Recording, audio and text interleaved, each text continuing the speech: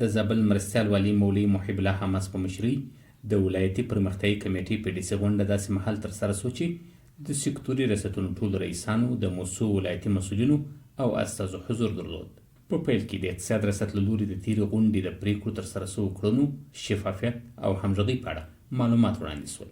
ښاغلي حماس د خپلو خبرو پر مهال وویل چې ولایتي رهبري ستاسو د فعالیتونو او کړنو د رهبري کولو ترڅنګ د فعالیتونو د سر مسؤلیت هم پر غاړه لري. ښاغلي حماس له ټولو مسؤلینو وغوښتل چې خپل ټول فعالیتونه د اصولو سره سم ترسره کړي. نوموړي د یادې غونډې د پریکړو پر عملي کولو هم ټینګار وکړ. همداراز د اقتصاد ریاست رئیس مولوي عزت الله جامر په خپلو خبرو کې د ټولو سکتوري رئیسانو څخه وغوښتل چې د راتلونکي کال لپاره د خپل ریاست اړوند اړتیاوې او ستونزې لومړی تشخیص او وروسته یې له اقتصاد ریاست سره شریکې کړي تر څو دوی ورته منظم پلان جوړ او یادو ستونزو ته رسېدنه وشي.